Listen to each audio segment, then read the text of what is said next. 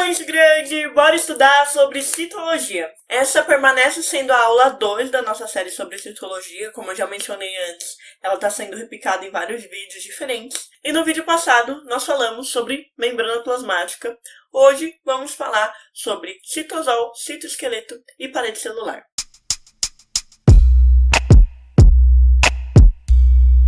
A parede celular é uma estrutura que aparece em todas as células vegetais e ainda em alguns fungos, bactérias e protozoários. Então, a sua composição química vai variando de acordo com o ser vivo que a gente está falando. Nos vegetais, o seu principal componente químico é a celulose. Nos fungos, a quitina. Nas bactérias, os peptidoglicanos. E nos protozoários, é uma união de uma substância que os protozoários secretam com minerais silicatos. A parede celular é externa à membrana plasmática e a sua principal função é trazer resistência, principalmente mecânica, para aquela célula que ela está englobando. É muito natural, se você deve estar se perguntando nesse momento, como que a aula passada foi sobre biomembranas e a gente falou o quão é importante a membrana plasmática, que é ela que entra e sai da célula, e depois eu chego aqui num vídeo seguinte falando que pode existir uma coisa fora disso, que um muro maciço, sabe? É muito importante a gente entrar nessa questão para entender a sintonia em que o mundo microscópio deve estar para funcionar tal qual a gente conhece macroscopicamente. Esse aqui é o José, o meu pé de hortelã. Obviamente, o José é um vegetal, ou seja, todas as suas células são eucariontes vegetais, possuem parede celular. O José, ele é um ser complexo, dotado de milhões de células. E essas milhões de células precisam interagir, não apenas com o ambiente em que elas estão inseridas, então se está frio, se está calor, se está bem iluminado, se está escuro, mas também entre elas. Então, nas células vegetais, existe uma estrutura chamada plasmodesmos, que sai do citosol de uma determinada célula, atravessa sua membrana plasmática, sua parede celular, chega na célula adjacente, atravessa a parede celular dessa célula, a membrana plasmática, até chegar no citosol. E assim forma uma rede intercomunicante de células vegetais. Esse é um exemplo das adaptações que as células com parede celular têm para permanecer se comunicando. Além disso, a parede celular ela é permeável, então a função de permeabilidade seletiva ainda acaba sendo da membrana plasmática. Dá-se o nome de citoplasma a toda aquela região que está no interior da membrana plasmática preenchida pelo citosol, que é uma substância viscosa e amorfa. O que isso quer dizer? Não possui uma forma pré-definida.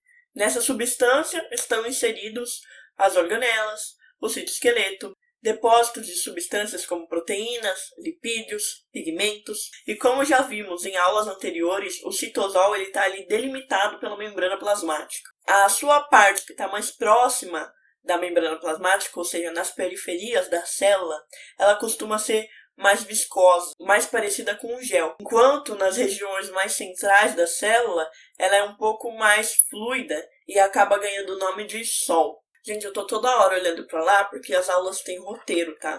E às vezes eu tô me perdendo na ordem das coisas, então eu tenho que dar uma lidinha pra eu retomar o raciocínio. Nas células procariontes, então, aquele material genético, aqueles ribossomos que nós vimos em aulas passadas, estão ali embebidos nesse citosol. E nas células eucariontes, o espaço entre as organelas é preenchido por esse citosol. A principal composição química desse fluido é água, íons, aminoácidos e algumas outras substâncias e macromoléculas, cuja concentração vai depender de qual célula estamos lidando.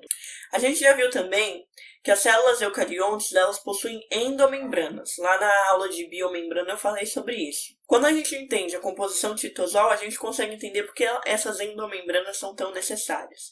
Então o citosol ele tem uma composição química X. Ali naquele fluido existem várias substâncias. Essas endomembranas formam microambientes, porque elas vão funcionar mais ou menos como a membrana plasmática, selecionando o que entra e sai desses microambientes. Então existem regiões dentro da célula que são mais alcalinas, que são mais ácidas, Tudo isso se dá porque essas endomembranas conseguem, a partir das substâncias que compõem o citosol, selecionar em cada cantinho da célula o que vai ter o que e concentrações diferentes dessas substâncias, o que é fundamental para as diversas atividades que acontecem dentro da célula. E finalmente, a gente chega na nossa última estrutura que vamos tratar nessa aula, e assim, não que as outras não tenham sido importantes, mas o citoesqueleto ele vai aparecer de novo quando a gente for falar de meiose e de mitose.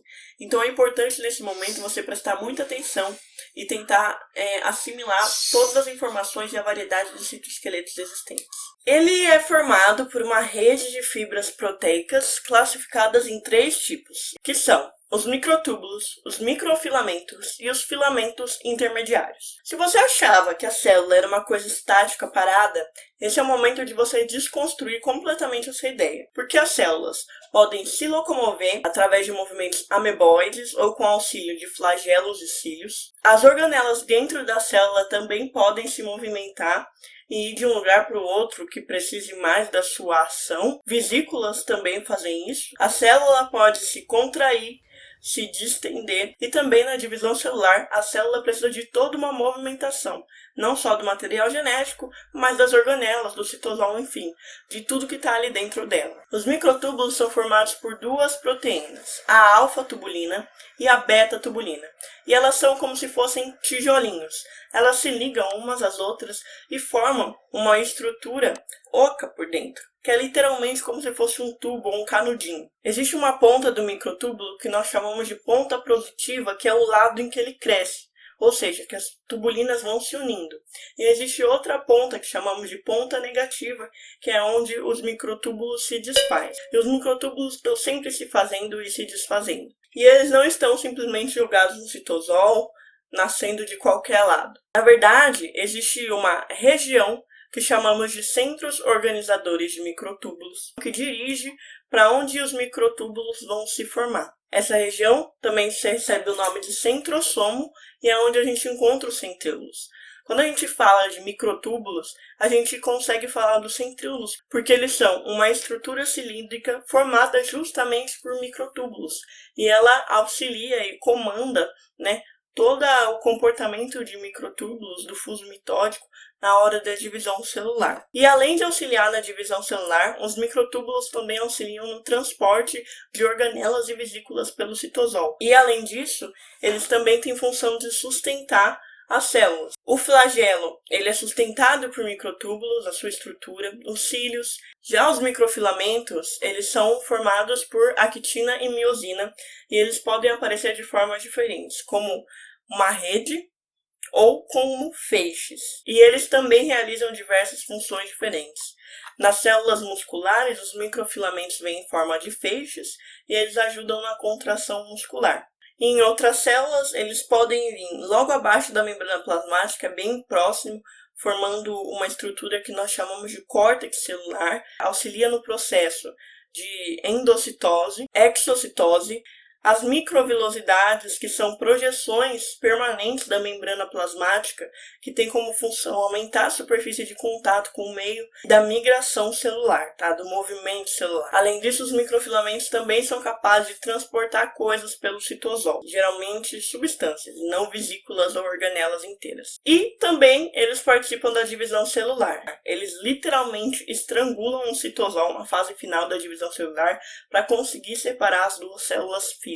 E por último, os filamentos intermediários, eles são compostos por variadas proteínas, depende do ser vivo que a gente está tratando e da célula que a gente está tratando, e ele tem função exclusiva de sustentação.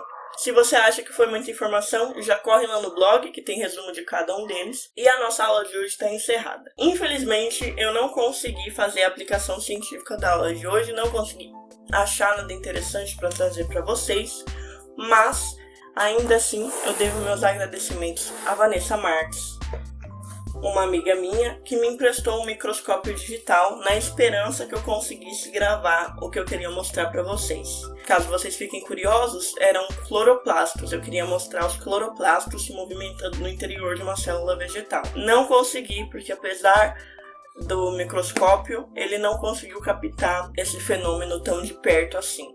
tá? Talvez um dia com um microscópio de luz eu tente. Mas mesmo assim, obrigada, Vanessa. Apesar de eu não conseguir mostrar o que eu queria, as fotos ficaram sensacionais. Então eu vou deixar aqui no final dos vídeos para vocês irem dando uma olhada, tá bom? Pra dar um gostinho, né? Vocês não ficarem sem nada. Não se esqueçam de se inscrever no canal, de curtir esse vídeo caso ele tenha ajudado você, deixar suas dúvidas e sugestões nos comentários e de visitar o blog, porque toda aula tem resumo, ou lista, ou mapa mental. Tchau!